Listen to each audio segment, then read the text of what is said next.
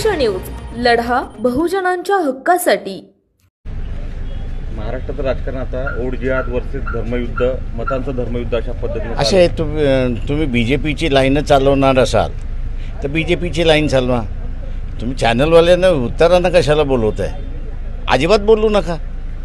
विकासाचे प्रश्न असा आहे की तिथे ज्यांना जे मांडायचे ते मांडतील ना।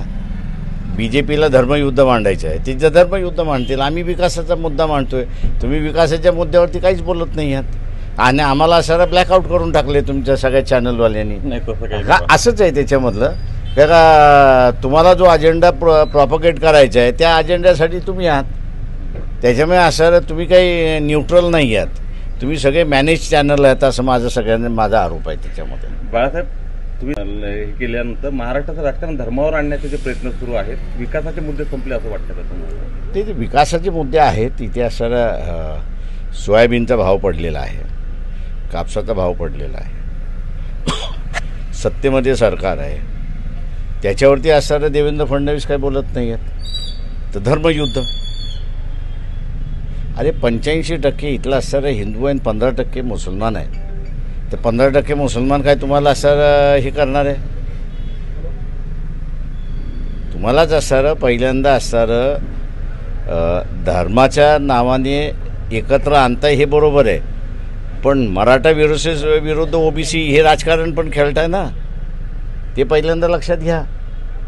शेतकऱ्यांना कटेंगे आणि गुजरातला बटेंगे असं चालू आहे। सगळीकडेच बटेंगे चाललेले नाही, सगळीकडेच कटेंगे चाललेलं आहे, त्याच्यामुळे नवीन काहीच नाही आहे। या एकंदरीत असणारं हे असंच चालत राहिलं तर मला असणारं आपण त्या आखाती देशासारखी असणारं परिस्थिती निर्माण करतोय का, ही त्याच्यातला बाब आहे।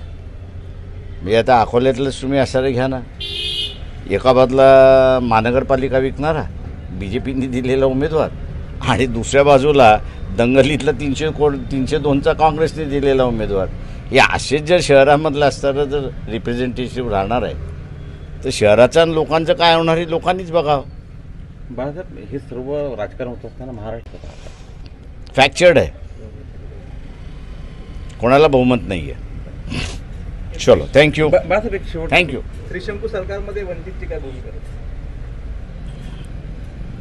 आम्ही असणारं सत्तेमध्ये जाण्याचा प्रयत्न करणार की इथे आता असणारं कोणीही प्रिन्सिपल राजकारण संपलेलं आहे, अवसरवादी राजकारण सुरुवात झालेलं आहे। तुम्हाला राजकीय मॅन्डेट म्हणजे तुम्हाला हे मिळत असताना तुम्ही प्रत्येक वेळेस प्रवाहाच्या बाहेर जाऊन तुम्ही विचार करता, आता तुम्ही म्हणता की आम्ही सत्तेसोबत जाऊ। हो, याचं कारण असं आहे की आता आम्हाला दिसते की यांची सगळी डोकी जी आहे ती ब्लॉक झालेली आहे, त्याच्यामुळे ती आम्ही उघडू शकतो ह्याची आम्हाला खात्री आहे। माझा राजकारणाचा प्रश्न, शेवटचा एक प्रश्न आहे, आजारपणातून बाहेर निघून या उमेदीनं ज्या ताकदीनं तुम्ही फिरता, ही एवढी ऊर्जा तुमच्यात येते कुठे? ते निसर्गाला विचार।